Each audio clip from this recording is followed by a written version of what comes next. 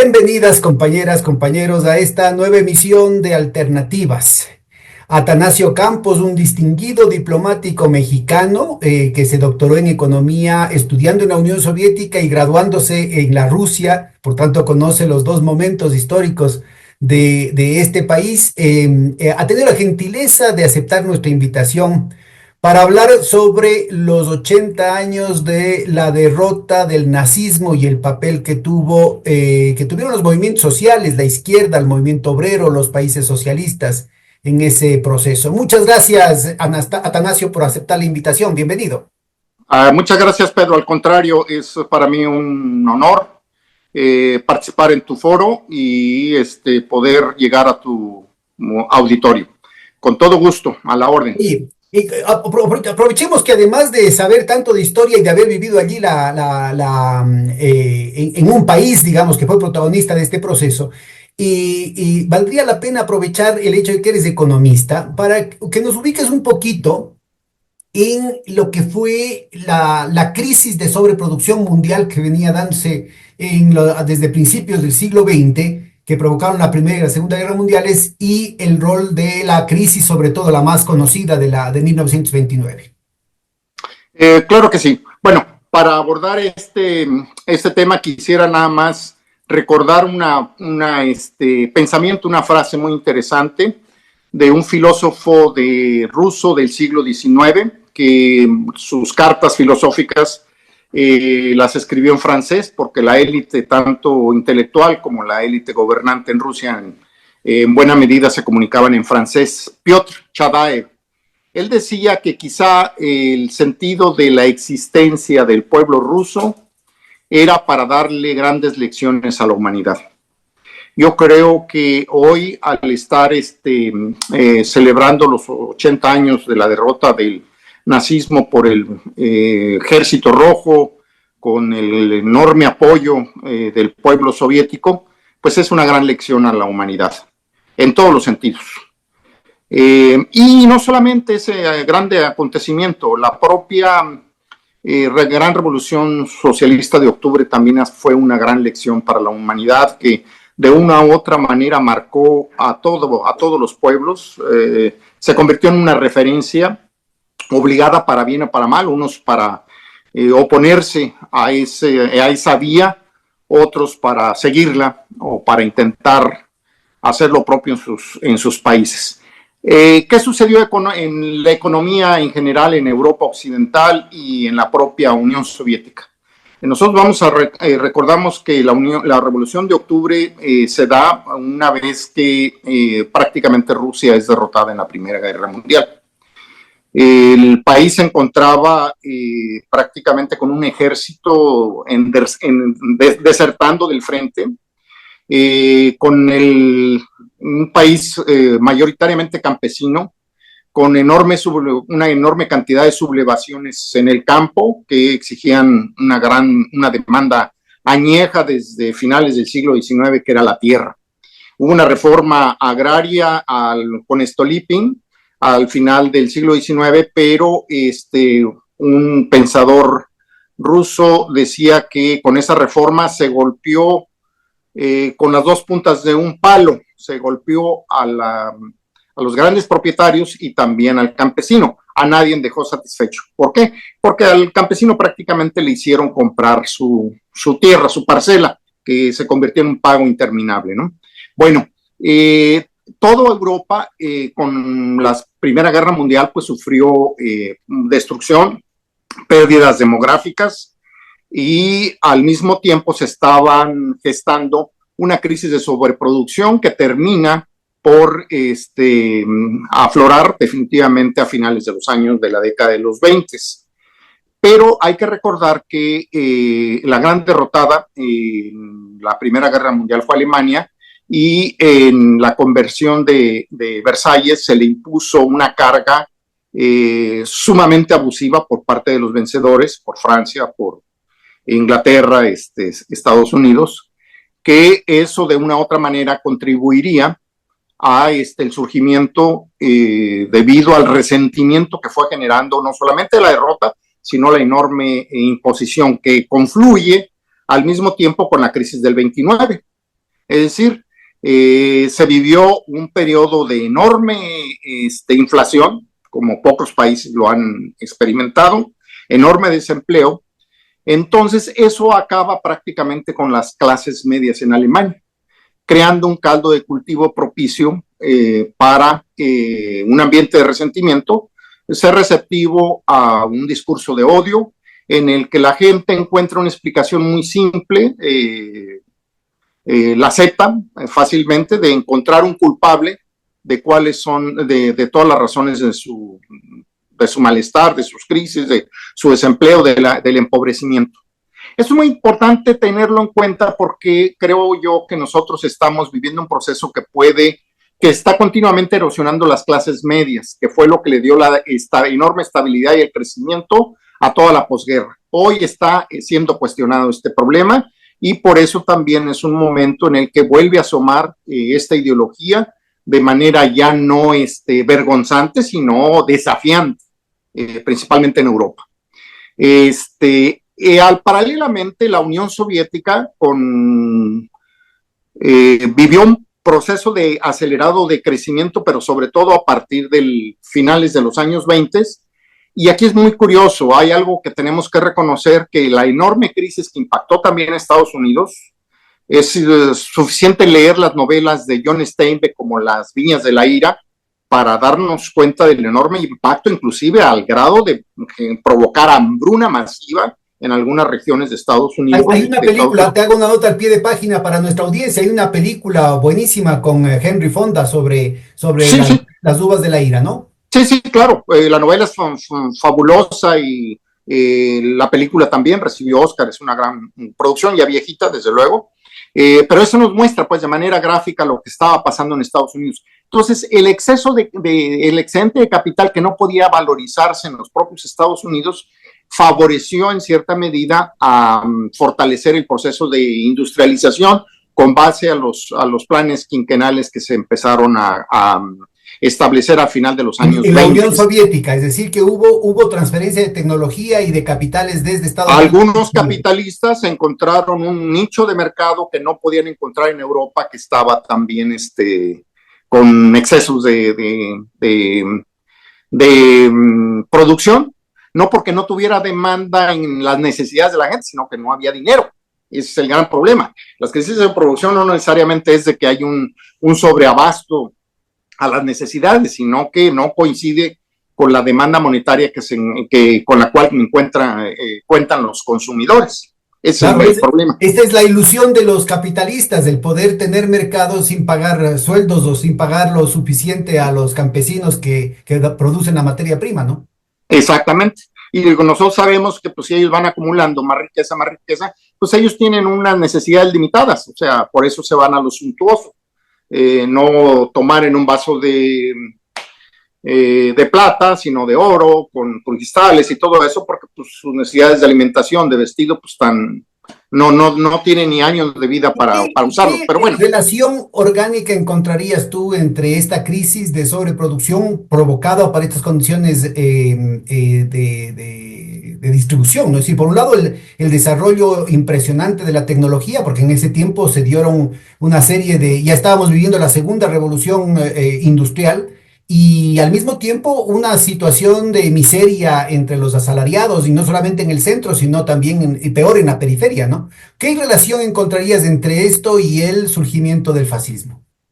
Bueno, también es muy importante señalar que el fenómeno del nazismo es un fenómeno que se circunscribe estrictamente a Europa, a Occidente. Sabemos que en los propios Estados Unidos hubo movimientos, obviamente no llegaron a ser masivos, gracias al arribo al poder de Roosevelt.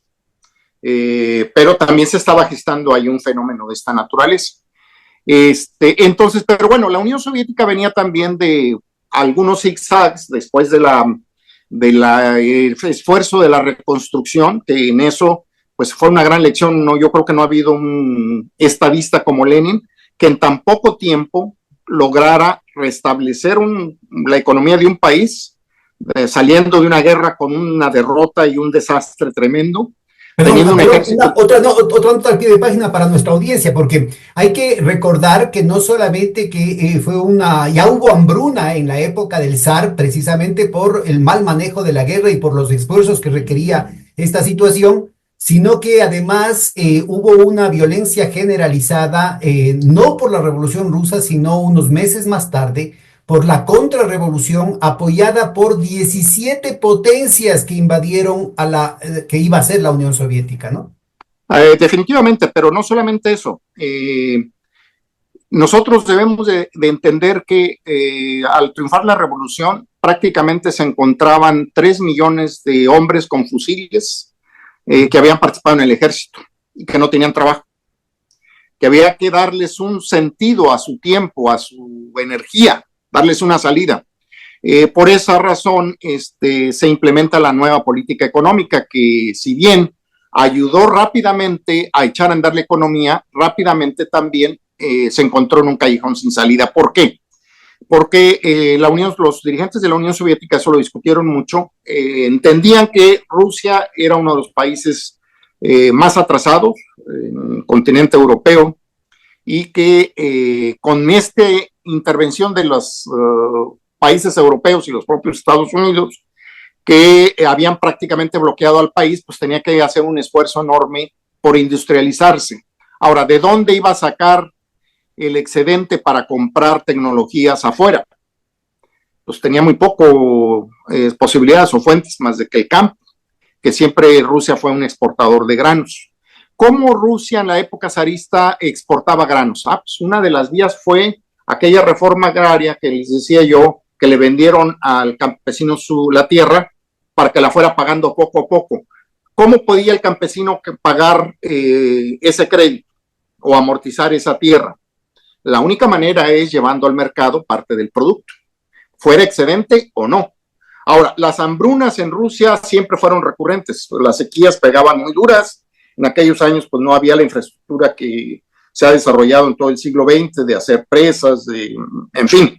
Entonces, cualquier sequía que pegara 2, 3 años en regiones completas, en un contexto de falta de comunicaciones, de ferrocarril, de carreteras, pues era muy fácil que aldeas completas quedaran aisladas y la gente ni se enterara que no tenían alimentos para consumir. Miren, eso ni nos debe sorprender, pero para el pancista, el parroquiano ingenuo, pues ni siquiera se pone a pensar que en nuestra actualidad, con aviones, con telecomunicaciones, pues hay países que viven hambre y pues, todo el mundo Para es nuestra indiferente audiencia, y pasa. entre 900 y 1.200 millones de seres humanos pasan hambre cada año, de acuerdo a la FAO, a la Con todos Organización los medios que Mundial tenemos para, ahora, con todos no, los no medios en que aquella tenemos ahora. época. Bien, la nueva política económica plantea un gran problema y una gran disyuntiva, que es lo que genera una intensa discusión, una lucha interna entre los comunistas rusos, que es el problema de la industrialización acelerada. ¿Qué implicaba la industrialización acelerada? Implicaba el traslado de enormes cantidades de población del campo a la ciudad, que tenían que ser alimentados.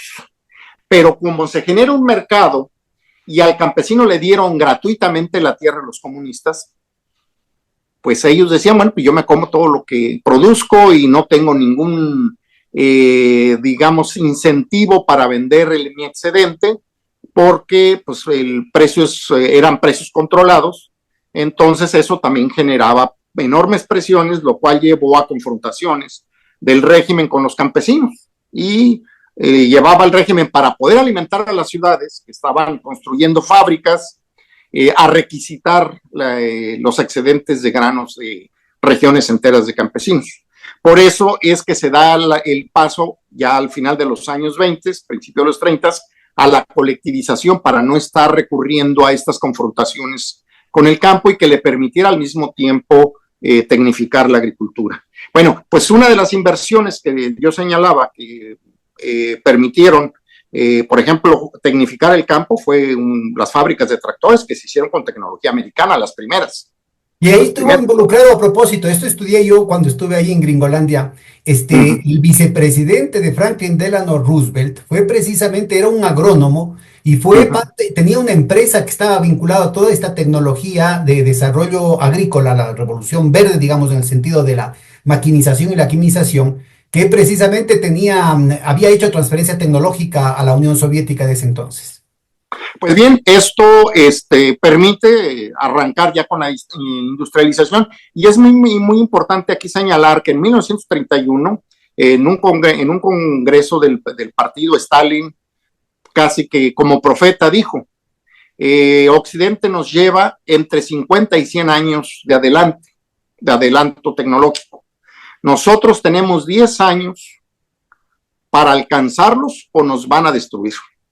Justamente 31-41 se da la invasión de A Alemania. ver, aquí yo creo que es fundamental subrayar este punto que tú mencionas, porque no era que era un iluminado, no es que era Nostradamus, sino que era evidente que todas las potencias habían hecho lo mismo que hicieron con Cuba, con Nicaragua, con Venezuela, pero también con Angola, pero también con la República Popular China. Es decir, se agazapaban para ver cómo podían destruir cualquier proyecto alternativo. Entonces, el primer gran esfuerzo que hicieron, insisto, fueron 17 potencias, inclusive aquellos países, aquellas naciones que habían sido independizados por la propia revolución bolchevique, como Polonia, Finlandia, Ucrania, ¿no? Los países bálticos que habían sido parte del imperio zarista, se volcaron apoyando a la contrarrevolución e invadiendo el territorio ruso, ¿no? Entonces, importante ubicar que eso fue derrotado, fueron 5 años que pudieron De guerra derrotar civil.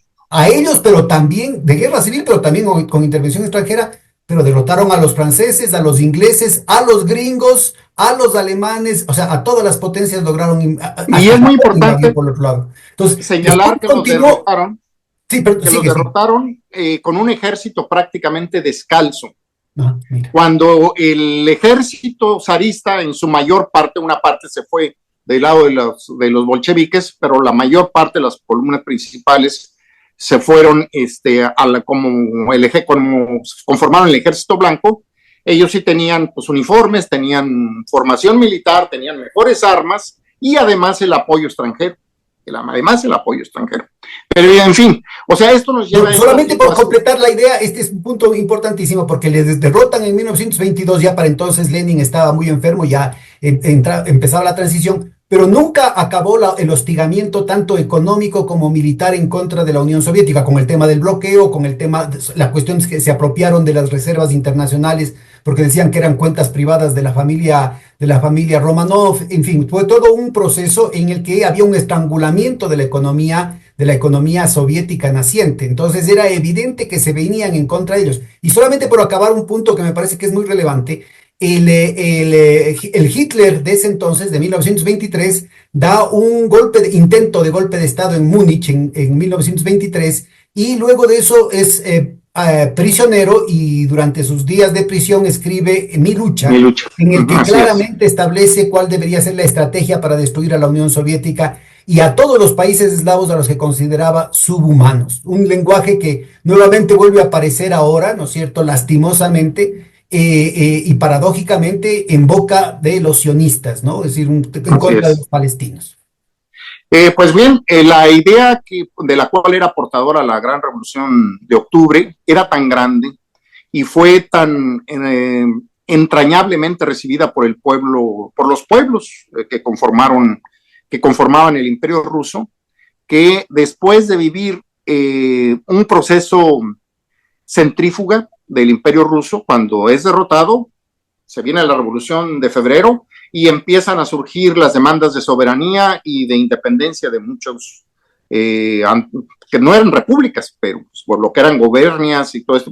Todo el Cáucaso empieza a plantear, a levantar demandas de independencia, el Báltico, la propia Finlandia y en propio Ucrania. Pero la fuerza fue tan grande con el triunfo de los bolcheviques que logran reintegrar nuevamente un enorme territorio con la conformación de la Unión Soviética en el 22, todavía estando vivo Lenin. Y sin Bien, embargo, esto ya nos los lleva, planes quinquenales recién empiezan en el 27, ¿no? claro, así es. Entonces, ¿qué está pasando en Europa? En Europa. Varios historiadores y pensadores sostienen que el fin de la Primera Guerra Mundial, pues en realidad no fue un fin bien concluido, sino más bien pues una especie de pausa, armisticio, de congelación del conflicto. ¿Por qué? Porque pues había muchas demandas que no fueron resueltas con la desaparición de dos imperios básicamente, o tres, si se considera Rusia, pero Rusia, vía Unión Soviética, logra mantener prácticamente todo, salvo Polonia y salvo Finlandia, prácticamente logra mantener todo lo que había sido sus territorios, pero desaparece el imperio austrohúngaro. Y de cómo se van conformando las nuevas nacionalidades, pues quedan minorías étnicas en distintas partes, y uno de los primeros problemas que estallan y que exhiben de manera descarada, pero por un lado, la incapacidad de las élites gobernantes de Occidente de lograr acuerdos, y no solamente eso, de cumplirlos, de que no, muy pocas veces han tenido una honorable palabra atrás de la firma de acuerdos. ¿Cuál fue el primer problema? Recordémonos que la Liga de Naciones abordó el tema de las famosas regiones del Anschluss, de lo que era Checoslovaquia, que estaban mayoritariamente pobladas por alemanes. Una de las primeras demandas y pretensiones territoriales. Esto ya es de los años 30 para nuestra audiencia. Entonces, estamos hablando del 38. Hitler sube en 1933, ¿no? Y las Naciones Unidas de ese entonces era la Liga de las Naciones. La Liga de las Naciones, el precedente.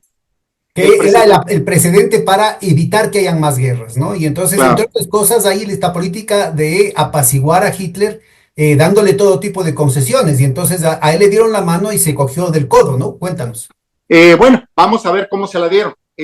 Bueno, primero la Liga de Naciones le tocó ya el ascenso, también el arribo al poder de Mussolini, que invade Abisinia.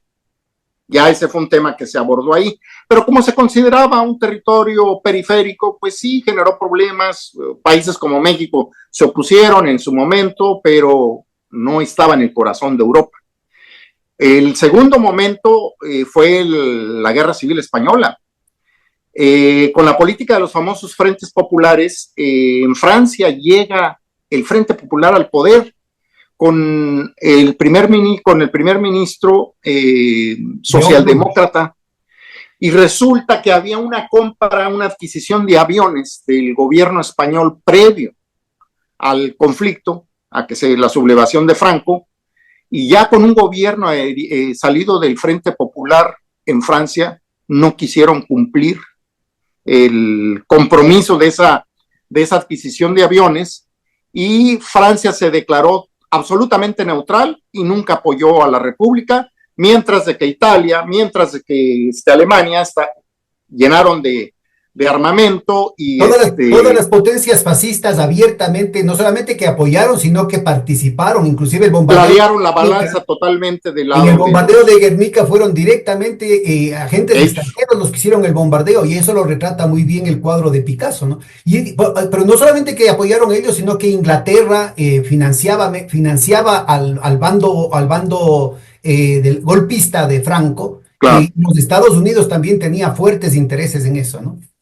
Bien, pues entonces Francia se declara totalmente neutral, y ante el problema del Anschluss, la Liga de Naciones se había llegado a un acuerdo ahí de que en 10 años se iba a hacer un referéndum en todas las regiones donde el más del 50% de la población era alemana, para si decidían unirse a Alemania.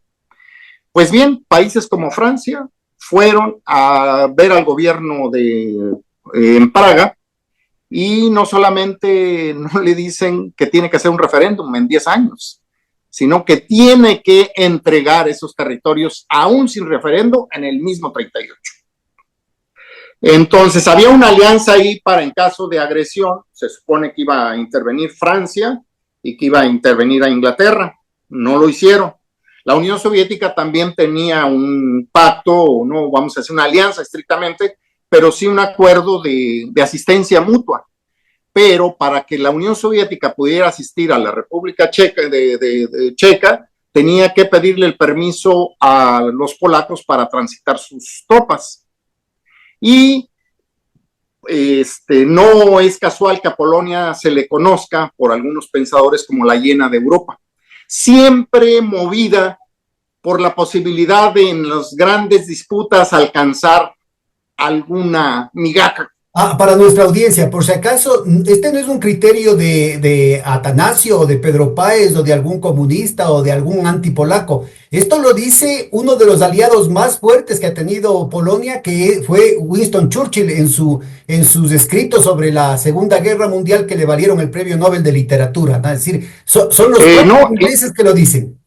Y acordémonos que Churchill inclusive tomó parte en las tropas que intervinieron en Rusia después de la Revolución Rusa. Él era un anticomunista declarado, pero fue cautivado por Stalin. Al final de la vida de Stalin hizo declaraciones reconociéndole que era un gran estadista como pocos, ¿no? Pero bueno, eso nos lleva a otra situación. Entonces, al ver esto, la Unión Soviética entiende perfectamente que había un juego en el que Occidente nunca iba a cumplir a lo que se había comprometido y que todo mundo estaba buscando hacer acuerdos para ponerse a salvo y no cumplir sus compromisos frente a Alemania. Los especialistas consideran que en ese momento Alemania no tenía la fuerza para imponerse, inclusive con la propia República Checa, que más o menos había paridad en el armamento más agresivo, como eran aviones, tanques, y que con la ayuda y el apoyo de Inglaterra y de Francia, pues era fácil o no tan difícil, al menos que pudiera dar una resistencia. Parar las agresiones. Claro, pero como al no haber resistencia, pues se llevó primeramente. Mira, hablábamos recientemente con Rodolfo Bueno, un ecuatoriano que también estudió en la Unión Soviética, bastante mayor que tú, y con él hacíamos referencia a la cantidad de intentos diplomáticos que hizo la Rusia soviética de aproximarse a Inglaterra y a Francia para tener una alianza. Una postura común. Que frene el ascenso y la agresión de los nazis, ¿no? Y la Unión Soviética se pasaba denunciando el rearme de Alemania que había sido prohibido por la Liga de las Naciones y por el Tratado de Versalles. Entonces, es muy importante ubicar esto porque después aparecen una serie de cuentos como, por ejemplo, lo del pacto Ribbentrop-Molotov. Exactamente, hay quien desde su comodidad condena moralmente que Stalin o que la Unión Soviética haya firmado un pacto con la Alemania nazi. Entonces, como estadista, él estaba obligado ante todo ver por la viabilidad de su pueblo, de su estado. Y si eso te obliga a negociar con un potencial enemigo, lo tienes que hacer. Y más sobre todo cuando que eso fue después de que ya agotó todas las posibilidades. Francia e Inglaterra dieron luz verde, aunque renuentemente, de dientes para afuera, ¿no es cierto?, a lo que venía haciendo Hitler. Pero de nuevo ahí me permito interrumpirte para nuevamente enviar a nuestros amigos al texto de Churchill. Churchill es de la derecha británica. Claro, un anticomunista, él era un anticomunista declarado. Que además aunque después se hizo enemigo de Hitler, al principio él era de la rama monárquica, digamos, vinculada a Eduardo VIII, que eran simpatizantes de Hitler. Buena parte de la familia real británica eran muy cercanos al nazismo, ¿no? Entonces tengamos pendiente esa situación, porque Hitler, ¿no es cierto?, valora muy positivamente el pacto Ribbentrop-Molotov, al contrario de lo que es la moneda corriente en la literatura especializada ahorita y sobre todo en Hollywood, en los medios de comunicación, etcétera. Pero sobre todo reivindicaba precisamente el hecho de que la repartición de Polonia lo hace, primero invade Hitler, y la Unión Soviética simplemente dejó la parte que supuestamente hasta donde iba a entrar Hitler y dejó eso para Polonia, y después fueron los polacos, esto lo cuenta Churchill, los polacos los que pidieron la protección de la Unión Soviética es decir, no fue un pacto para repartirse Polonia, sino que al contrario, ¿no es cierto?, estaban planteándose una serie de mecanismos con los que la Unión Soviética estaba evitando la agresión. Así es. Entonces, esta coyuntura pues crea una situación muy complicada, empieza a complicarse mucho las cosas. La Unión Soviética, de una manera pues estratégica, pues sí entiende que con este pacto al menos gana una especie de espacio colchón o buffer que en caso de una confrontación futura, pues le daría más margen de maniobra para Y compra tiempo, ¿no? Y compra tiempo, porque y comprar tiempo. Es lo obvio la era base. que los nazis y los fascistas, el objetivo principal, el enemigo principal, siempre fueron los comunistas, ¿no? En Pero Italia, no en tenía las Alemania, bases para atacarlos desde el principio. a ver, Primero tenía que cuéntanos poner de eso, a a sus ver. pies a toda Europa y ponerlos a trabajar con su tecnología, con sus fábricas. Acordémonos que Alemania no tenía petróleo. Para mantener un ejército tú necesitas combustible. ¿De dónde lo ibas a sacar? Pues para eso tenía que controlar a Rumanía. Ahí había petróleo. ¿Sí? En la Unión Soviética, cuando invade la Unión Soviética, una de sus aspiraciones más inmediatas era llegar hasta lo que era el Cáucaso, a Azerbaiyán, porque ahí había petróleo para continuar la guerra. Ellos sí tenían carbón, obviamente, pero no todo se movía con carbón. Bien, pues ahora, 80 años después, de una manera cínica, aquellos que prácticamente le abrieron las puertas de sus países a las fuerzas nazis de Alemania, intentan erigirse como los que mayor contribución hicieron a la derrota del nazismo. ¿De qué grado será el cinismo que un país como Francia, por ejemplo, que resistió escasas 6 semanas, cuyas pérdidas no rebasaron los 350,000 almas y no todas murieron en la confrontación, sino que murieron también formando parte de batallones que fueron a combatir a Rusia Colaboradores del de los lado de dos. Alemania, del lado de Alemania. Obviamente hubo una resistencia ahí de la izquierda, porque debemos recordar que además estos regímenes nazistas, a los primeros que barrieron fueron a los comunistas, a los primeros, los encarcelaron o los eliminaron, antes inclusive de que invadieran o que se anexaran al Anschluss o Austria o que invadieran Polonia. Primero, antes inclusive que a los propios judíos. ¿Sí? Entonces, países como Dinamarca, que tuvieron 2 muertos y dicen que ni siquiera fue de confrontación, sino de un infarto. Déjame, solamente pongo una ilustración respecto a esto que dices de los tiempos, ¿no? Hitler gana elecciones, por si acaso, gana No, elecciones. él llegó Es democráticamente. la primera minoría, porque los socialistas y los comunistas no pudieron ponerse de acuerdo, eran enemigos mutuamente, error que lo repiten una y otra vez también en América Latina, ¿no es cierto? Y eso permitió que con un 30 y poquito de la votación, Hitler pueda ser primer ministro, con el apoyo no solamente del presidente Hindenburg, sino también de los grandes monopolios Empresarios. alemanes, de los grandes empresarios, pero también de los grandes bancos internacionales. Muchos de ellos eran dirigidos y propiedad de judíos. Y les pongo el dato: Max Warburg con W, hermano Así es.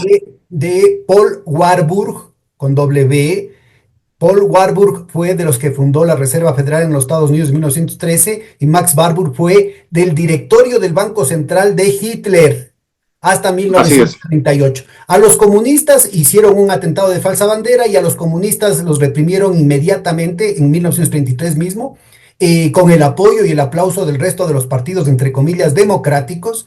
Y a los judíos, aunque hubiera una cantidad de restricciones absolutamente inmorales durante todo ese tiempo, y no cabe duda que hubo persecución, a los judíos ricos solamente los empezaron a atacar con la noche de los cristales rotos en Está los... 1938. Así es. Entonces, digo, ¿qué mayor lección puede haber que un pueblo no solamente luchando por su sobrevivencia como país, como pueblo, como Estado, que el pueblo soviético que ofrendó pues más de 20 millones de sus hijos? Hay quienes... Yo leí un texto de un gringo, David Glantz, y él habla de 35 millones. Miren, hasta antes de la perestroika se hablaba de 20. La perestroika agregó entre 7 y 9. pero no hay todavía un estudio así detallado. Igual es una barbaridad, ¿no? Es Está decir, como estamos el hablando, tema de las... ¿qué población habrá tenido en ese entonces la Unión Soviética? La Unión Soviética en el momento del inicio de la guerra tenía 190 millones de habitantes. Alemania tenía 70, pero cuando invade Francia, cuando ya tiene a su favor los gobiernos de Hungría, de Rumanía, de Bulgaria, prácticamente toda Europa estuvo del lado de Alemania, salvo Inglaterra y Grecia. Bueno, los únicos países, ni siquiera Yugoslavia, porque acordémonos que los croatas tenían destacamentos luchando, Los, en la Unión Soviética, en Stalingrado murieron muchos de ellos. Son los más encarnizados, ¿no? Igual que Bandera en Ucrania, Exactamente. sus tachas Los en Ustach Croacia eran los más sanguinarios. Exacto. Entonces, sumando toda la población de todos los países, que económicamente, que con población, con soldados, con alimentos, mantenían la maquinaria de guerra, porque se piensa fácil de que mando 1 millón de soldados, hay que vestirlos, hay que alimentarlos, hay que armarlos, hay que arrimar combustible, y esto es muy interesante porque ahorita vamos a ver otras de las hazañas del pueblo soviético. Y eso no lo hace un país solo. La voluntad, porque ese me parece que es un tema importante, ¿no? Es la voluntad de luchar, porque mira, probablemente a 100,000, es posible a punta de bayoneta, como dice la propaganda occidental, hacer los que participen en la guerra, pero movilizar a 30 y pico millones de personas para un esfuerzo de vida a muerte, un esfuerzo tan sacrificado, un esfuerzo en el que no habían los recursos necesarios y que obviamente la posibilidad de morir era inmediata, se requiere convicción, ¿no?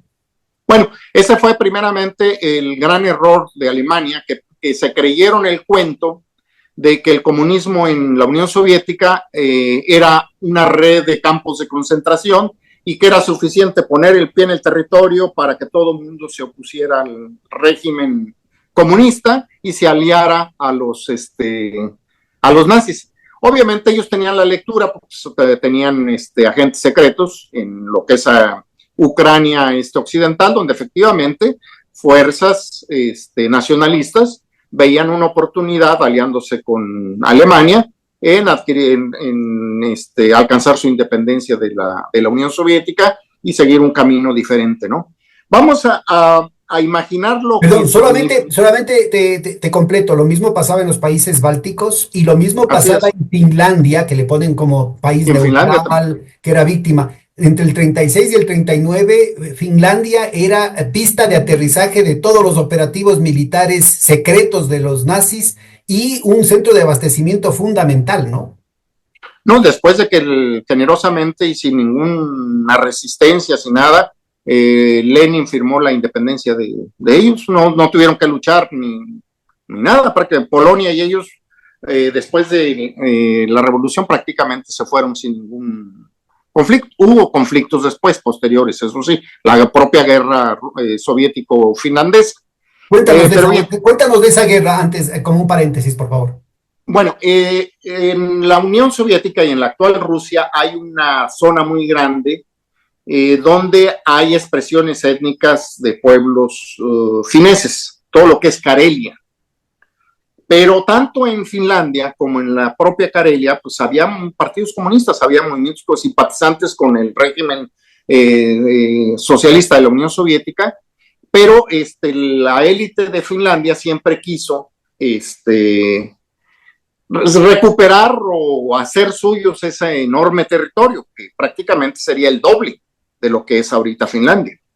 Si incorporaba todos esos territorios, obviamente la población no estaba de acuerdo porque sí conocieron y sintieron las bondades de un régimen que se preocupaba por su población con todas las carencias que pudieran tener.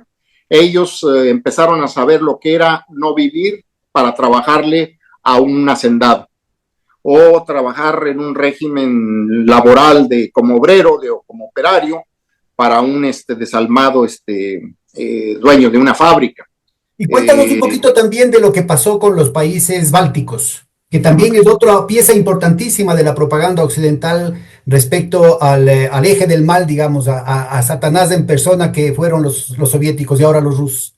Estos países, estos tres países que también formaron parte del Imperio Ruso, prácticamente se dividieron. Vamos a decir, vamos a conceder que estaban en lo que Gramsci decía una situación catastrófica, es decir, que nadie tiene la mayoría.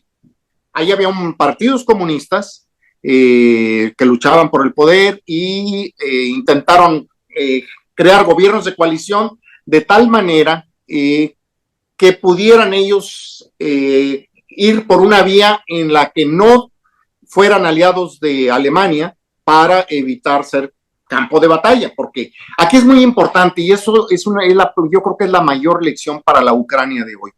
Una élite del tamaño, no sé, que no tuvo la más mínima visión para evitar que su país y su pueblo fueran el campo de batalla para que otras potencias, otros países, dirimieran una confrontación a costa de ellos, a costa de su territorio, a costa de la viabilidad como Estado. Es decir, en sus 30 años no crearon una élite con una visión verdaderamente de Estado. Entonces, obviamente, en estos tres países bálticos se conformó una parte que tenía simpatía por más bien acercarse a Alemania, y una vez que fue invadida la Unión Soviética, una de las primeras repúblicas que cayeron fueron las del Báltico, pues tuvieron segmentos muy importantes de la población que colaboraron con ellos denunciando judíos y denunciando comunistas, y eso les colaboraron, al igual que la organización UNO de Ucrania, delatando y buena parte del genocidio que se dio fue con la colaboración de ellos, porque no hay mejor colaborador que aquel que conoce el terreno, que conoce a la gente, que hace, que dice, que uno que llega de fuera, ¿no?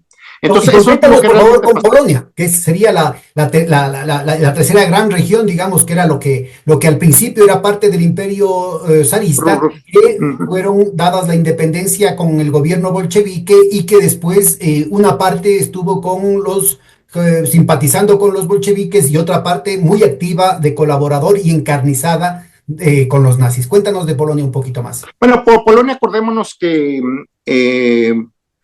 ellos pensaron que le apostaron a que no iban a ser invadidos porque participaron en el reparto de territorio de Checoslovaquia con Alemania. Por eso tampoco nunca le dieron el derecho de tránsito al ejército soviético. Ellos, ¿qué fue lo que pasó? Ellos duraron una semana de resistencia y el gobierno pues, abandonó su pueblo. Acordémonos que se refugió en Inglaterra, el gobierno y ahí se mantuvo una resistencia en la cual participaron gente simpatizante de las ideas socialistas, y una parte del ejército, recordémonos que inclusive se refugió en la Unión Soviética, y hubo ahí una operación tremenda porque, por un lado, la Unión Soviética, que estaba resistiendo una vez que es invadida, pues tenía que mantener a un ejército alimentándolo y entrenándolo, pero no se decidían a ir a participar al frente, porque no querían participar en una confrontación diferente que no fuera el territorio polaco. Entonces, cuando invaden los alemanes la parte occidental de la Unión Soviética, ellos cerca de una ciudad que se llama Smolensk, detienen a un número muy importante de estos militares polacos, los asesinan, y Goebbels empieza a generar el bulo de que habían sido asesinados por el ejército, por los órganos de seguridad ese se conoce de la Unión Soviética, el famoso Katyn, ¿no? Katyn, el famoso Katyn de los polacos, que hasta la fecha, ahora el régimen actual sostiene que efectivamente los mataron el Ejército Rojo antes de abandonar esa zona, cuando iban en retirada, cuando venían los alemanes. Pero desde las primeras investigaciones que se hicieron con especialistas, doctores, se encontraron pura bala alemana y cintas de atar que nada más se producían en Alemania. Pero en fin, fue una operación, como en todas las guerras hay muchas operaciones de falsa bandera, de engaño, de propaganda, como la de Bush, que se hizo al principio de la guerra aquí cerca de Kiev, que cuando empezó la negociación a los pocos días de la operación especial de Rusia, en un gesto generoso, los rusos dijeron, ok, en aras de que vamos a negociar en Estambul, los ucranianos decían que no era posible negociar teniendo la pistola en la 100. Entonces, si ya estás en las puertas de Kiev, entonces ellos se retroceden. Y al retroceder, pues en una de las pequeñas aldeas o ciudades, una que se llamaba Bucha, escenificaron que allí había muchos muertos que habían matado los rusos para hacer propaganda de todo Occidente. En fin, esto es lo que se da en la guerra, ¿no? Y definitivamente. Yo creo Pero que es estas muy declaraciones interesante son muy, muy importantes porque nos permiten hacer el paralelo, ¿no? De lo que estamos haciendo, el de lo recuento que estábamos histórico, viviendo a lo que con se lo que vivió en estamos aquella viviendo época, ahorita. obviamente con otra dimensión. ¿Qué pasó con en la propia Unión Soviética, en Rusia, sobre todo después de la perestroika, se empezó una campaña propagandística desde las élites que ya estaban dispuestas a traicionar el proyecto socialista, y lo hicieron pues obviamente denostando, denigrando la gran figura de Stalin, que nunca quiso hacerle caso a los servicios secretos de cuándo iban a invadir los alemanes. Ustedes saben que en una guerra, en una confrontación, pues hay campañas de desinformación y tú no puedes tener en permanente preparación del ejército, y además la Unión Soviética le apostaba a que podían ganar todavía un año más del 41, que si pasaban junio, julio y septiembre, pues ya ganaban un año, porque difícilmente una operación de esa envergadura la iban a lanzar en invierno. Se invade en el 22 de junio del 41 y apostándole a La operación una guerra Barbarossa, relámpago. la operación Barbarossa se llamaba. Barbarossa, que era una operación que le apostaba a que iban a vencer y tomar Moscú antes del otoño. Por eso se llamaba una guerra relámpago. Y con todo y que hubo enormes pérdidas tanto de soldados, de material de guerra, de aviones, de aeropuertos, de tanques, de personal, pues hubo 3 grandes líneas de resistencias que hicieron fracasar que fuera una guerra relámpago.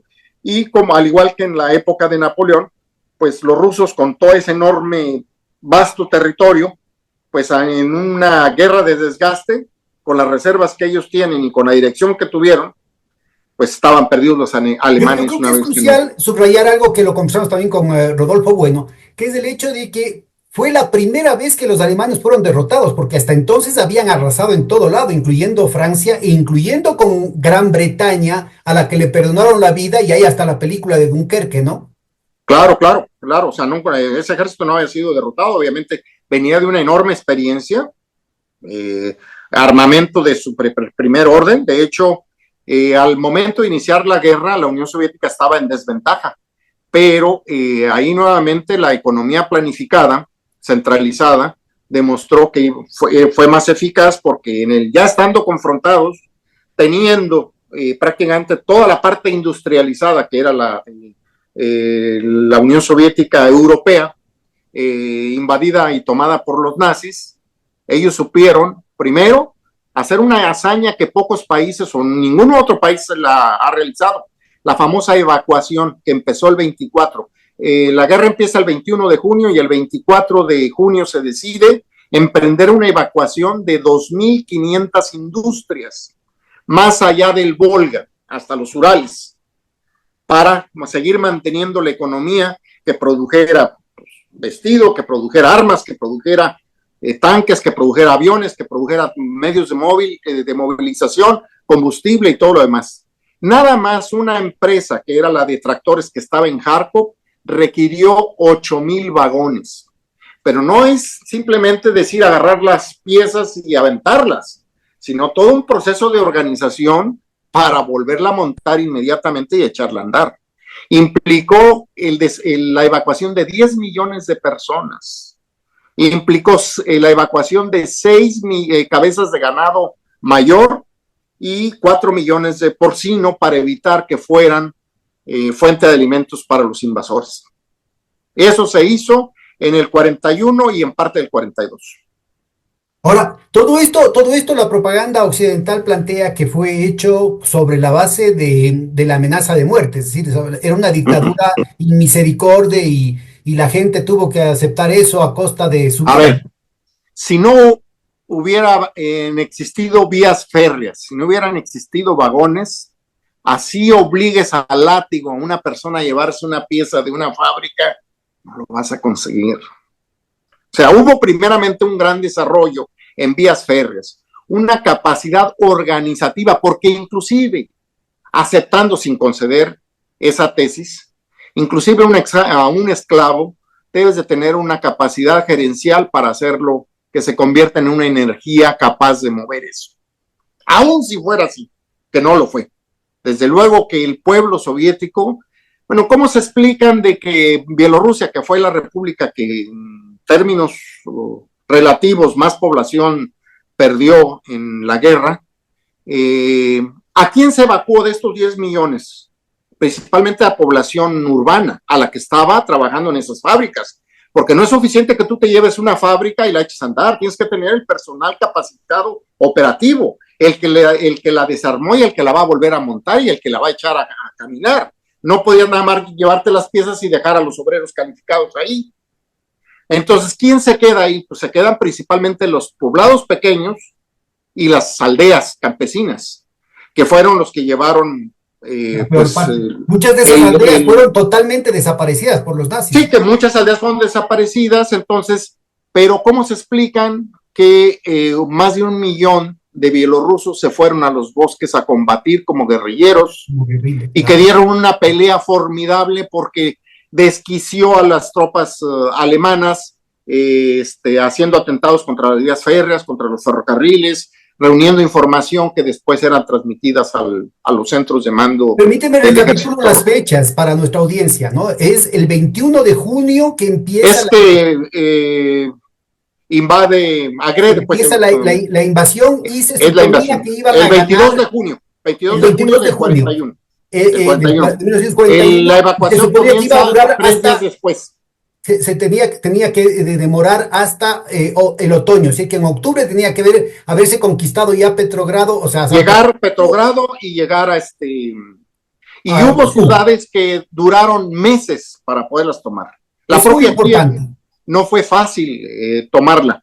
Ciertamente llegaron los alemanes hasta las puertas de Moscú, pero de ahí ya no pasaron.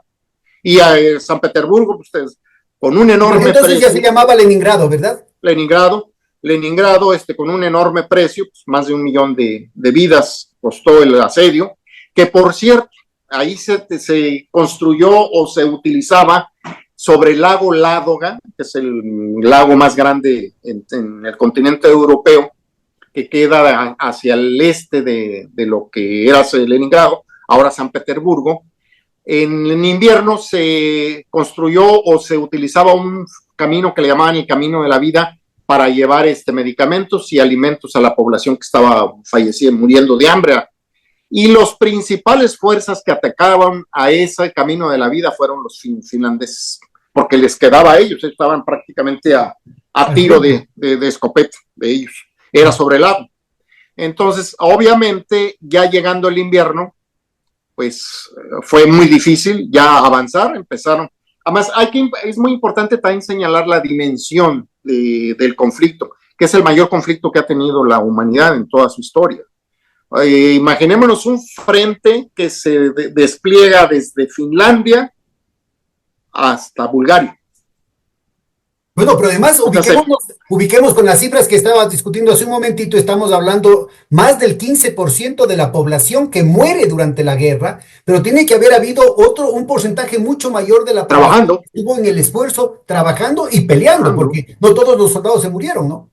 Bueno, la gran batalla, la más grande batalla que ha habido en la historia de la humanidad, la de Stalingrado, confrontó a 2 millones de soldados. A ver, a mí díganme, hagan combatir una persona solo con látigo, sin darle de comer, sin darle municiones. Nadie sabe, por ejemplo, que en 6 meses se construyó una nueva vía de ferrocarril atrás del Volga para poder hacer llegar todos los avituallamientos que requería el ejército, porque la que se tenía del lado occidental pues estaba tomada por los alemanes. Entonces, ¿cómo haces tú llegar a los demócratas o liberales que finalmente se apoderaron después de la perestroika o del desmantelamiento de la Unión Soviética? Les gustaba decir que la Unión Soviética venció a Alemania a base de inundarlos de cadáveres. Que ganen una guerra, sí, a ver quién puede ganar una guerra. ¿Por qué no lo hicieron así los franceses? ¿Por qué no lo hicieron todos los demás países? Claro. Recordemos, tú dijiste, ¿no? Son 6 semanas lo que duró la resistencia Pues del fueron ejército francés, ¿no? 6 semanas los que duró Francia. Entregaron, le abrieron las puertas de París. Obviamente nos maravillamos por París y qué bueno que París lo podemos disfrutar, esa ciudad maravillosa, no sufrió una destrucción que sí sufrió, por ejemplo, Leningrado, o que Minsk prácticamente se construyó de nada, quedó arrasada. Y eso también es muy importante verlo y lo podemos comparar, por ejemplo, con las virtudes que tenía un régimen, sí, totalitario, autoritario, lo que ustedes quieran, pero en 5 años ellos reconstruyeron.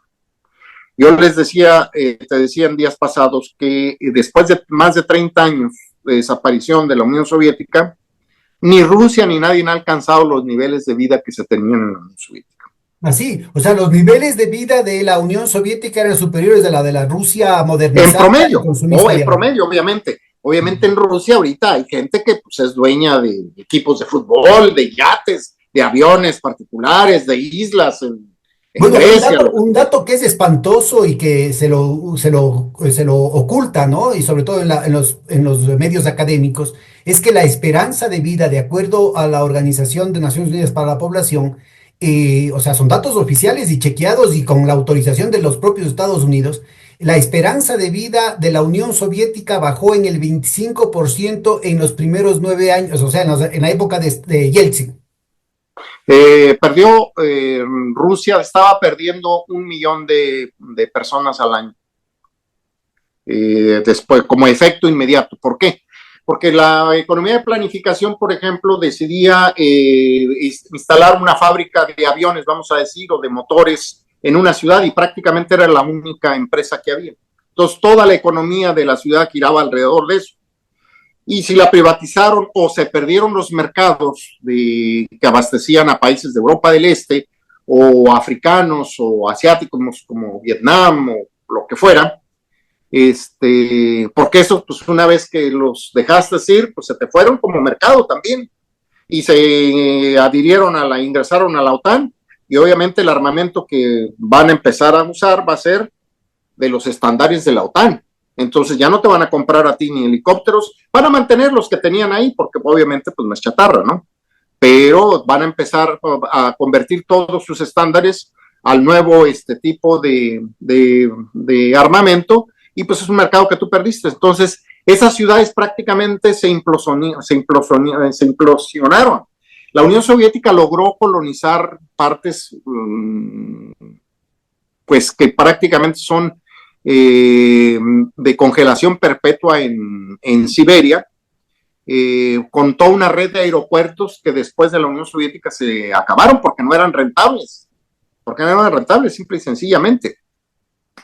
Entonces, las hazañas que se llevaron a cabo en ese gran país, que ahora lo recordamos como una leyenda, porque pues yo no sé si algún día vamos a tener la posibilidad de, así como nos da nostalgia de que se perdieron civilizaciones sin lograrlas entender, como la inca, como la azteca, como la maya, como la egipcia, como lo que queramos. Siempre que nos ponemos a contemplar un vestigio de esas civilizaciones, nos hacemos miles de preguntas de cómo veían el mundo, cómo veían la vida. Yo ahorita tengo la posibilidad de comparar muchas cosas. Yo aquí trabajo en Toronto, en el mismo centro financiero de la ciudad. Bajo todos los días a caminar para una cuestión de salud y observo cómo los empleados de los grandes bancos, de los grandes corredoras financieras, de seguros, bajan a comer una comida carísima y tan de pésima calidad que yo digo, de verdad que en la Unión Soviética, con una modestia, A la gente en los comedores de las universidades, de las fábricas, o regionales en la calle, le daban sus 4 tiempos, su ensalada, su sopa, su plato principal con su garnir, su postre, su té, y todo fresco, fresco y local, mayormente, ¿no? Digo, no Inclusive hay en, una en cultura. temas agrícolas, porque se suponía que el tema agropecuario era un fracaso soviético y que solamente se recuperó después con la apertura capitalista. ¿Cómo A fue ver, la cuestión a agrícola? ver, ciertamente la Unión Soviética importaba muchísimo cereal, pero lo que no dicen es que ese cereal servía para echar a andar toda una economía. ¿Cuál economía? Pues la apícola, la de la carne, que ahorita no importan cereal, pero importan carne. Lo que pasa es que producir carne te implica mucho cereal, ¿sí? Rusia ahora exporta muchísimo trigo, antes lo importaba, no era tanto para la alimentación humana, era para la alimentación del ganado. A ver, los geógrafos tienen un concepto que se llama en el espacio geográfico territorio efectivo. ¿A qué le llaman ellos territorio efectivo? Territorio efectivo es aquel territorio que un país, por sus condiciones de orografía, de clima, realmente es aprovechable para la vida. Si nosotros ponemos en México, en el clima promedio, a una persona desnuda, puede vivir hasta meses. En Rusia, si tú pones en la temperatura promedio a una persona, no vive días. La gente no sabe lo que significa mantener la vida humana en un clima polar prácticamente. No hay ninguna ciudad tan grande como San Petersburgo, entonces Leningrado, ni los países bálticos. Los países bálticos, los escandinavos, reciben de nuestro Golfo de México una corriente de clima que las hace más tolerables y más amigables para la agricultura, cosa que no recibe el Báltico ruso, ni mucho menos la parte de Murmansk. Recibe los corrientes polares y de Siberia. Ahora, Yo fui a invernaderos donde en aquel tiempo, de acuerdo a la tecnología que había para producir pepinos en invierno, cerca de Moscú, tenían que meter tubos calientes a la tierra porque la tierra se cristaliza. ¿Cuánto cuesta esa energía? ¿Esa te la dan? ¿Mm? bueno, justo para retornar a la época de la Segunda Guerra Mundial, ¿cómo hicieron esa proeza del pueblo soviético, pero también del liderazgo soviético para sobrevivir a condiciones tan Hay graves? quien Porque dice que, solo por acabar la pregunta, o sea, buena parte de ese territorio efectivo al que tú hacías referencia fue precisamente el teatro de la guerra, fue la parte ocupada por los nazis, ¿no? es el granero. Ucrania siempre, acordémonos que Ucrania tiene la mayor parte de las famosas tierras negras. Inclusive se dice que por órdenes de Hitler estuvieron llevándose vagones y vagones de tierra para abonar las tierras de Alemania, de la fertilidad que tienen esas tierras. Entonces el granero de la Unión Soviética estaba ahí en Ucrania y eso lo ocuparon ellos. Entonces, se hicieron enormes reservas. De hecho, estaba leyendo cartas de la época previas a la guerra de la escasez de alimentos que se diera, que había muchas colas para poder adquirir en todas las ciudades. ¿Por qué? Porque el Estado decidió hacer una reserva estratégica de alimentos previendo la posibilidad de guerra. Es decir, que sí Obviamente había tú la le quitas al previsión. mercado. Lo único que a Stalin le faltaba es la fecha, digamos. Por eso es lo que fue después de la invasión lo que empezó la evacuación, el desmantelamiento Así es, de la industria así es, para pasarla más allá de los Urales, ¿no? Pero de así alimentos es. hubo la reserva. Empezaron a hacer una reserva en las grandes ciudades, no solamente para la población, sino también para el ejército. Para el Porque ejército. otra que es moneda común, no solamente de la literatura especializada occidental, sino también de los trotskistas y del trotskismo, era el hecho de que Stalin estaba totalmente confiado de la alianza, decían ellos, con Hitler, y que Stalin además había cometido la atrocidad desde su paranoia de Descabezar el desmantelar, ejército. descabezar el ejército. Cuéntame. El tema de Tukhachevsky. Acordémonos que Tukhachevsky llegó a ser el ministro de guerra de la Unión Soviética. Él hubo acusaciones previas y fue exonerado, pero en la segunda vez, donde definitivamente fue fusilado, pues de acuerdo a los documentos que se conocen, había elementos para pensar en que estaba formando parte de un complot y con apoyo justamente de Alemania. Pero miren, si tuvo o no razón, hay en las memorias de uno de los nazis, no me recuerdo exactamente de cuál de ellos, que dice que estuvo después de la derrota de Stalingrado, ya cuando venían el ejército rojo empujándolos, y después de la gran batalla de Kursk, que es la mayor batalla de confrontación de tanques en la historia de la humanidad, y que son derrotados los alemanes, en un momento de ira absoluta, Hitler dijo: tuvo razón Stalin en acabar con sus generales viejos que no sirven para nada. Yo debí de haber hecho lo mismo, porque sus generales jóvenes, salidos del pueblo, campesinos, salieron mejor que estos aristócratas que yo tengo, que el Keitel y todos los demás que salieron finalmente derrotados. Pues ahí está la respuesta. ¿Quién ganó?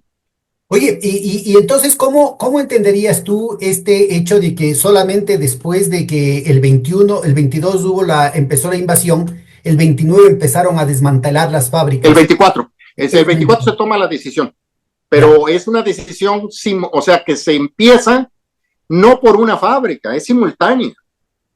Y además, al ser simultánea, empieza operativa, logísticamente es un operativo que requiere un nivel de concentración, de sincronicidad, de planificación increíble, ¿no?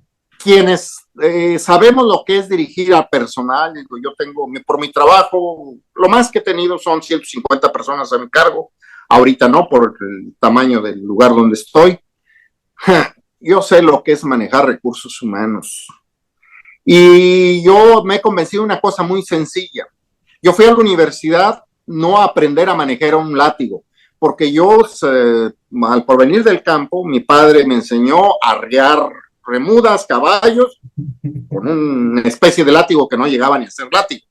A eso no fui a la universidad. Tú tienes que operar y tocar cuerdas más sensibles a la persona para que te dé lo mejor de sí.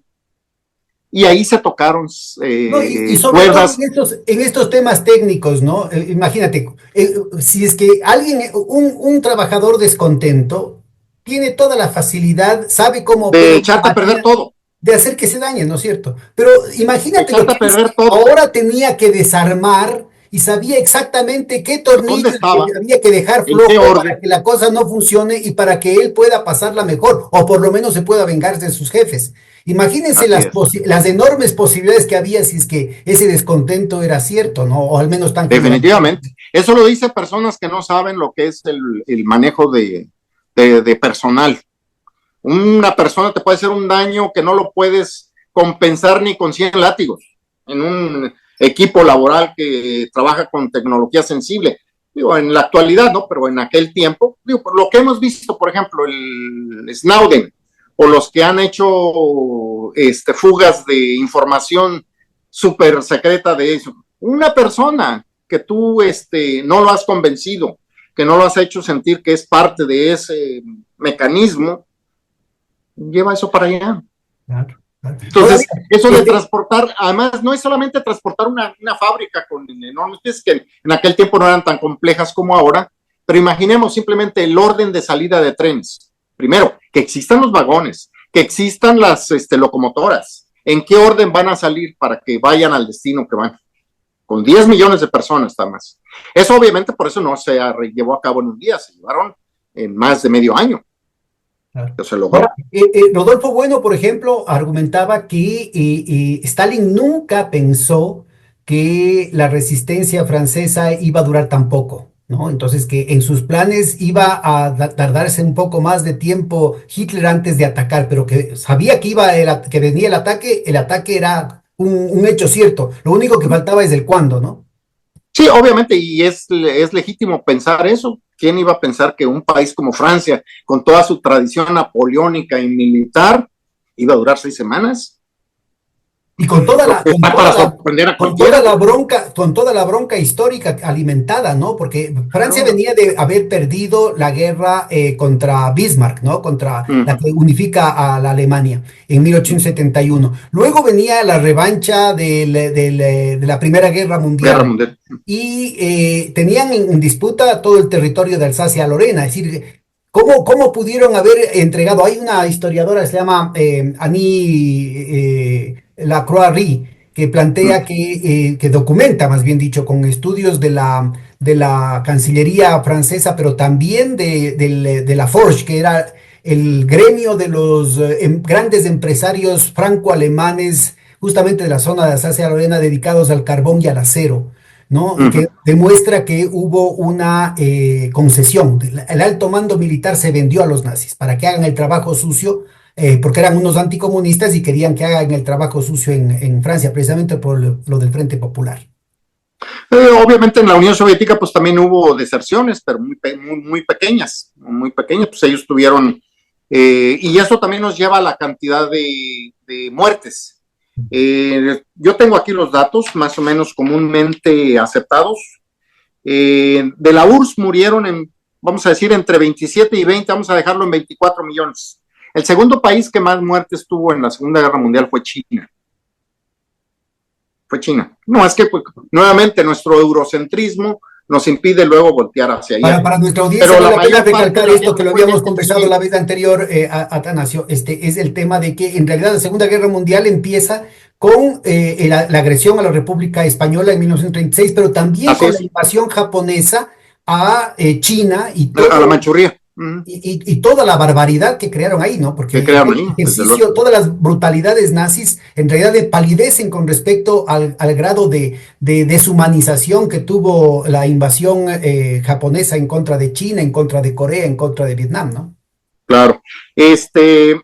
Obviamente esos 20 millones de China, la mayoría eran muertes civiles.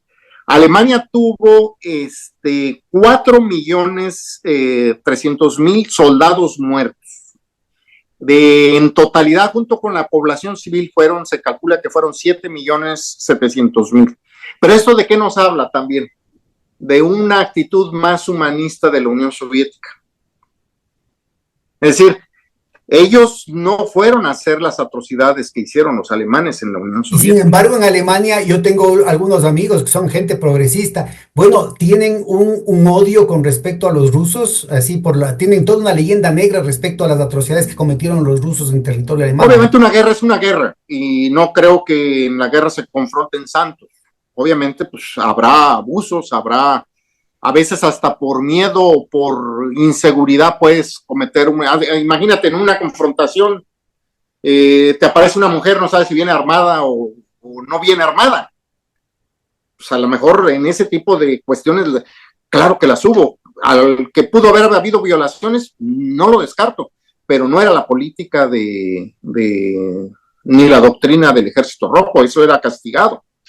Ahora, Eh, retornando a este tema, más allá del tema de los muertos, el tema el ejercicio mismo de la guerra, ¿no? La cantidad de divisiones, de la división. maquinaria de guerra. David Glanska, al que te hacía referencia, planteaba que el 80-90% de la guerra, propiamente dicha, o sea, la cantidad de soldados, la cantidad de tanques, la cantidad de municiones, la cantidad de aviones, se desplegó en el frente oriental, que solamente después de Stalingrado es que empiezan a hacer calor, como quien dice, las potencias Mm. occidentales en el frente occidental, porque ya en 1940 habían neutralizado a toda Europa, incluyendo a los británicos, y los británicos solamente lo que estaban es bombardeando, ¿no? O sea, hacían incursiones aéreas, incluyendo a la población civil, caso de Dresden, el caso De de Dresden, que la ¿no? destruyeron, una ciudad bellísima, que la Que destruyeron buena no era parte. un objetivo militar y que lo destruyeron por condiciones de otro A tipo. diferencia de cómo la Unión Soviética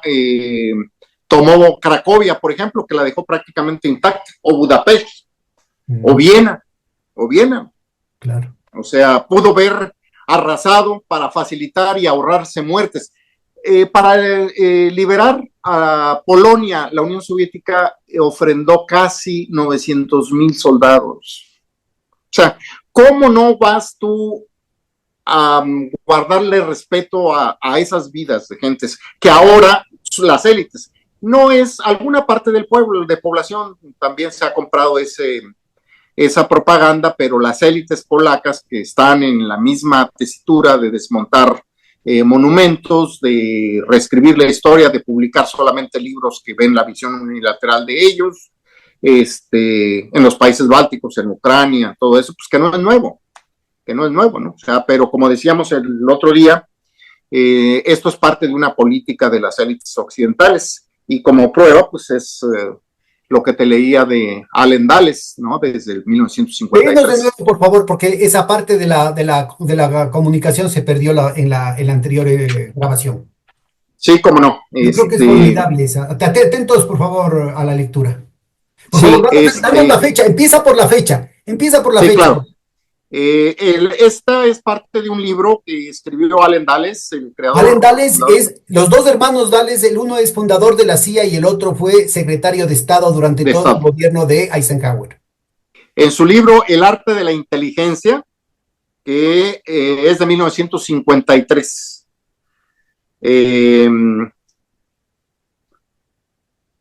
Veamos lo que dice.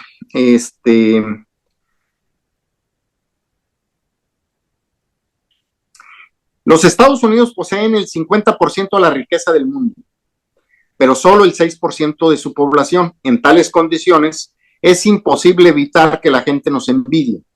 Nuestra auténtica tarea consiste en mantener esta posición de disparidad sin detrimento de nuestra seguridad nacional. Para lograrlo, tendremos que desprendernos de sentimentalismos y tonterías. Hemos de dejarnos de objetivos vagos y poco realistas como los derechos humanos, la mejora de los niveles de vida y la democratización. Pronto llegará el día en que tendremos que funcionar con conceptos directos de poder. Cuantas menos bobadas idealistas dificulten nuestra tarea, mejor nos irá. Sembrando el caos en la Unión Soviética sin que sea percibido, sustituiremos sus valores por otros falsos y les obligaremos a creer en ellos. Encontraremos a nuestros aliados y correligionarios en la propia Rusia. Episodio tras episodio se va a representar por sus proporciones una grandiosa tragedia, la de la muerte del más irreductible pueblo en la tierra, la tragedia de la definitiva e irreversible extinción de su autoconciencia. De la literatura y el arte, por ejemplo, haremos desaparecer su carga social, deshabituaremos a los artistas, les quitaremos las ganas de dedicarse al arte, a la investigación de los procesos que se desarrollan en el interior de la sociedad. La literatura, el cine y el teatro deberán reflejar y enaltecer los más bajos sentimientos humanos. Apoyaremos y encumbraremos por todos los medios a los denominados artistas que comenzarán a sembrar e inculcar en la conciencia humana el culto del sexo, de la violencia, el sadismo, la traición, en una palabra, cualquier tipo de inmoralidad. En la dirección del Estado crearemos el caos y la confusión. De una manera imperceptible pero activa y constante propiciaremos el despotismo de los funcionarios, el soborno, la corrupción, la falta de principios, la honradez y la honestidad serán ridiculizados como innecesarias y convertidas en un vestigio del pasado. El descaro, la insolencia, el engaño, la mentira, el alcoholismo, la drogadicción y el medio irracional entre semejantes. Sigue más, pero yo creo que es suficiente. Bueno, y eso no solamente lo aplicaron a la Unión Soviética, nos lo han aplicado a nuestros pueblos. Claro, eso te iba a contar. Está escrito ahí el texto. Ese texto es fundador de toda la política de los Estados Unidos, al menos después del asesinato de Kennedy, ¿no? Así es. Pues ¿cuánto duraron en sus cargos? Ambos dos. Entonces, obviamente, pues sí, han tenido éxitos. Pues, se desmanteló la Unión Soviética y buena parte hicieron suyos estas técnicas, estas con fundaciones de todo tipo. Recordemos que cuando se dio el golpe del Maidán en el 2014, los Estados Unidos descaradamente dijeron que les había costado $5,000 millones invertidos en múltiples organizaciones no gubernamentales que se dedicaron a impulsar este movimiento, no porque no hubiera razón para que la gente se movilizara. Después de la Unión Soviética, la mayor parte de los gobiernos y los ricos que se hicieron ahí se hicieron con el despojo. y son muchos de Y estos como bien gobiernos mencionas, de corruptos. esos 5.000 millones de dólares en Ucrania fueron en un año, hay que preguntarse cuánto están invirtiendo, entre comillas, en nuestros países. Ya lo dijo el propio vicepresidente, ¿no? Que la USAID ha sido utilizada en nombre de las más nobles causas para tergiversar las cosas y derribar gobiernos, ¿no? Sí, Inclusive ponernos acabar con el opio agendas, en Afganistán. imponernos gustos de valores, voltearlos. ¿Para qué? Pues para que no tengas identidad y seas más fácil manejable, que eso es ¿Cómo un es tema posible? interesante para otra ocasión. Vos que viviste ahí, Atanasio, ¿cómo fue posible que un pueblo capaz de semejantes proezas, un pueblo que venía de una situación de tremendo analfabetismo, de condiciones tan precarias, de tanta penuria, que pasó tantos sacrificios? O sea, yo me refiero que tenía de origen esa situación, que luego vino la guerra, que sufrió tantas agresiones, que logró levantarse de tanta opresión, de tanto oprobio, haya sido susceptible de los cantos de sirena que tan precisamente propone Alex. Mire, yo pongo un ejemplo siempre cuando me hacen esta pregunta, y es, usted tome la mejor de las familias, con el padre más honorable, la madre más virtuosa. El día que van a resolver el tema del patrimonio, va a conocer el verdadero alma de los hijos en una herencia. Yo tuve discusiones muy fuertes con mis maestros y con amigos en la época todavía los últimos días de la Unión Soviética. Yo les decía, pero ¿a dónde van ustedes? Nosotros venimos de allá, de eso. Lo que ustedes están pidiendo, les van a hacer eso. Pero ¿sabes qué era lo que pasaba? Como había una gran cantidad de gente muy bien formada, matemáticos, ingenieros, ellos hacían un paralelismo. ¿Cuánto gana y cómo vive un matemático de mi talento en Estados Unidos, en Alemania, en Francia? Ellos pensaban que automáticamente iban a tener ellos ese nivel de vida, ¿sí? Y todos se creían lo suficientemente inteligentes y no tontos como para no ser un empleado de otros. Todos decían, no, yo con mi formación, doctorado y todo eso, pues es más fácil que yo sea o dirigente de una empresa o me haga de esa empresa o de cualquier otra cosa. Entonces yo creo que eso fue lo que el virus que les pegó muy bien. O sea, era un país que creó tanta riqueza que cautivó a muchos los sentimientos egoístas de toda la gente, paralelamente con una campaña de denostación de su historia, Bueno, y ahí viene la diciéndole a segunda la... pregunta, que es relacionada, pero que es independiente. ¿Cómo ese pueblo, que no solamente que tuvo esta proeza, sino que al mismo tiempo tuvo tanto sufrimiento? Toda familia rusa, toda familia soviética tuvo al menos un muerto.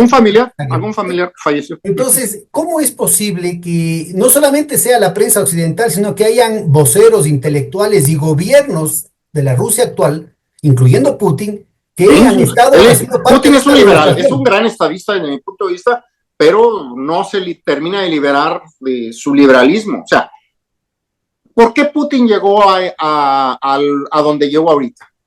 Porque él le apostó desde que él lo dejó Yeltsin en un arreglo, pues no creo que haya sido muy inmaculado, ¿sí? Un arreglo de una clase política que se hizo del poder de la peor manera. Siempre le apostó la élite encabezada por Putin a ser parte de Occidente. Hizo todo lo que podía hacer para ser parte de Occidente, pero una y otra vez fue rechazado. Y no solamente rechazado, sino que cada vez más cercado. ¿Por qué? Porque de alguna manera él como estadista entendió pues que no podía ser un hombre que siguiera el curso que iba a llevar a Rusia a la desintegración. O sea, ya no nomás de la Unión Soviética. ¿Por qué?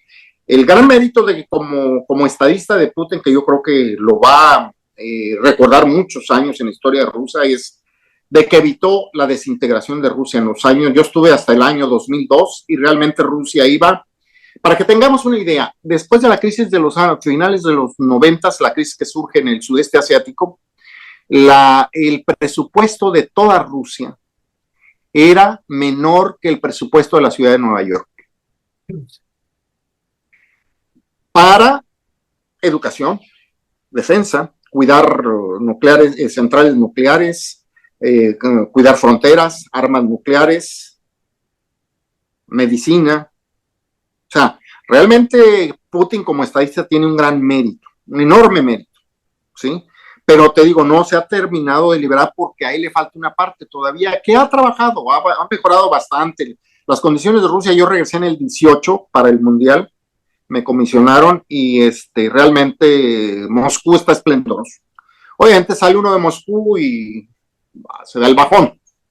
Ya vas a San Petersburgo y no se ve se ven cositas ya más deplorables, pero de cualquier manera levantó a Rusia y sobre todo recuperó el orgullo porque el pueblo ruso estaba totalmente desangrado, su juventud en lo peor, drogándose, las mujeres prostituyéndose, yendo. Yo estuve en una reunión con la ministra de las Mujeres en Noruega, que ellos agarraron esa agenda desde los 90s, 80s, y ella decía que tenían un problema en Noruega, sobre todo en las ciudades fronterizas con Rusia, de que las mujeres les habían hecho paros porque sus hombres ya no querían tener sexo con ellas, porque se venían todas las jovencitas de Rusia a prostituirse a Noruega, y que ellos calculaban, estoy hablando del 99, calculaban que de todas las Europa del Este y de la Unión Soviética, en ese momento se encontraban trabajando en servicios sexuales más de 300,000 mujeres en Europa Occidental. Qué terrible. Bueno, parece ser Eso, que las paradojas de la historia, parece ser que esta provocación de Occidente para completar el programa planteado por Dulles, el fundador de la CIA, destruyendo la Unión Soviética, como dice informe de la Fundación Rand, ¿no? Del 2019, pues parece ser que ha resultado lo contrario, porque de lo que me cuentan ahora hay un nuevo espíritu dentro de la población rusa y sobre todo de la juventud de mucha dignidad nacional, de recuperación de su historia, que incluso rebasa la dirección de Putin, ¿no? Inclusive no, hay sí, una claro. reivindicación de Lenin, hay una reivindicación de Stalin, hay una reivindicación de lo que fueron, por ejemplo, la batalla de Stalingrado, cosa que no está en la agenda ni siquiera del gobierno actual, ¿no? Sí, ahí en la agenda hay una especie de acercamiento, por ejemplo, le dieron el nombre de Stalingrado al aeropuerto, ¿y por qué no regresárselo a toda la ciudad? Hay un reclamo ahorita que, por ejemplo, siempre en los desfiles militares del 9 de mayo ponen mamparas y cubren tapando el mausoleo de Lenin. Entonces todo el mundo dice, pero ¿por qué seguimos haciendo eso si el primer desfile de la victoria que se hizo fue los hombres de Estado, Stalin, el ministro de Defensa y todo, estaban sobre el mausoleo y le entregaron todos los estandartes nazis, los ofrendaron a los pies del creador del Estado soviético? En fin, te digo, son símbolos que están ahorita en disputa, no sabemos a quién va a ganar, pero lo cierto es de que yo sí percibo un renacimiento primero del conocimiento histórico, de la reivindicación de ese periodo de historia, eh, revalorarlo en toda su complejidad, con sus problemas, con sus fallas, con sus injusticias, que todo lo humano pues no es perfecto. Y vamos a ver hasta dónde es capaz de llegar Putin. Yo entiendo que esta sociedad no puede ir muy lejos si no aborda el tema de la justicia social. Definitivamente, o sea, antes de morir, Brzezinski decía que pues era muy fácil controlar a Rusia porque la élite era una élite occidental. Decía, ¿dónde tienen el dinero los grandes ricos de Rusia? Lo tienen en Occidente. Ahí está, les agarraron 300,000 millones de euros. Entonces, ¿para quién van a trabajar los dueños de ese dinero? ¿Por qué lo sacan allá? Pues porque era dinero mal habido, del producto del despojo. Y pues obviamente la gente que trabajó en esas fábricas de las cuales se apropiaron ellos, pues tienen memoria y saben que se la robaron a la mala, con fraudes, con todo ese tipo de cosas. Entonces, no es que se vaya a regresar al mismo modelo. Yo creo que la tecnología ha avanzado tanto que pues hay que emprender nuevas búsquedas, pero sí recuperando pues la bandera de la justicia social, de la fraternidad de los pueblos, la igualdad. Una igualdad que en los propios tiempos de Stalin se se ridiculiza mucho pensando que todos ganaban exactamente lo mismo. Los tiempos después de la guerra, en la Unión Soviética había más diferenciación salarial, sin considerar pues a los dueños de las empresas en Francia, que en Francia. Es decir, había toda una nomenclatura del tipo de trabajador, su responsabilidad, por su tomando en cuenta solo los salarios, dices. Exacto, y había una diferenciación salarial, y las empresas además tenían, si bien no gozaban de un 100% de autonomía, ¿por qué? Porque en un sistema planificado no la puedes tener. Para que tú tengas 100% de autonomía, vete al mercado, entonces ya no hay planificación. Tú vas a producir todo lo que te dé tu gana sin considerar que hay otros que te compiten y eso, y vas a producir de más o vas a producir de menos. ¿Por qué ahorita, por ejemplo, no tienen capacidad de responder a la altura de Rusia en cuestión de municiones? Pues porque la mayor parte de las empresas son privadas y ellas no invirtieron en capacidad de producción porque no sabían que iba a haber guerra. Y además, aún sabiendo que ahorita hay guerra, ahorita amplían sus capacidades. Pero ¿qué tal si hay un pacto para terminarla y se quedan con la inversión y ya no van a, ¿quién les va a comprar? Ese es el problema de la iniciativa privada en este tipo de ramos, ¿no? Y Rusia lo pudo hacer muy rápido porque realmente a mí me tocó ver, acabaron en la Unión Soviética con la industria aérea de la Unión Soviética. La Unión Soviética tenía la segunda flota más grande de aviones del mundo, todos producidos por ellos, diseñados por ellos. Sus trenes, mal que bien, ellos los hacían. Sus naves espaciales, pues, nadie les ganaba, ¿sí? Obviamente tenían enorme problema de que no tenían la capacidad, o porque le invirtieron mucho a lo que ellos llaman en la economía política del socialismo al sector A de los medios de producción, en detrimento y sacrificando el sector B de los artículos de amplio consumo. Pero yo creo que si hubiera aguantado la Unión Soviética, que tenía todas las posibilidades de aguantar 15 años, no más, venía China a toda velocidad, hubieran confluido tremendo, el mundo hubiera sido totalmente otro, porque lo que vivió la Unión Soviética al final no fue más de que una crisis realmente creada artificialmente, de escasez. Ahora la gente cuenta, gente que eran funcionarios, cómo dejaban podrir vagones y vagones de fruta, de comida, para generar un malestar y un descontento de la gente. Se creó una escasez artificial. Y la crisis que venía sufriendo vamos a decir, de crecer un 1%, pues eso ¿qué? No es una crisis terminal, una crisis que a lo mejor te obliga a cambiar modelos, a hacer modificaciones, a estimular demanda, en fin, lo que quieras, importarlo, lo que sea, pero no era una crisis terminal. El hecho de que tú no estuvieras creciendo al 6-7%, eso no es una crisis terminal.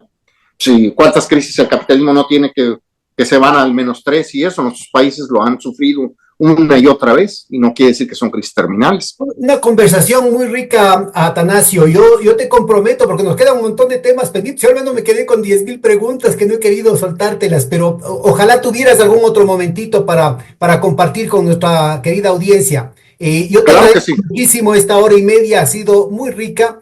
Y creo que ha sido nuestra forma de rendir homenaje a todos aquellos que ofrendaron su vida por acabar con la pesadilla del nazismo. Te mando un gran abrazo. Muchas gracias. Igualmente, todo nuestro respeto y admiración a todos los hombres, no nomás de la Unión Soviética, a los franceses, a los españoles, a las resistencias de todos los países, inclusive de algunas personas de nuestros países que brindaron su solidaridad para hacer posible eso. Desde luego hay muchas cosas de actualidad ahorita que podemos abordar con todo gusto. Yo te agradezco, espero que no haya sido demasiado larga, pero nos vamos a ir conociendo y entendiéndonos cada vez para mejorar este intercambio. Muchas gracias, Pedro. Muchas gracias, hermano.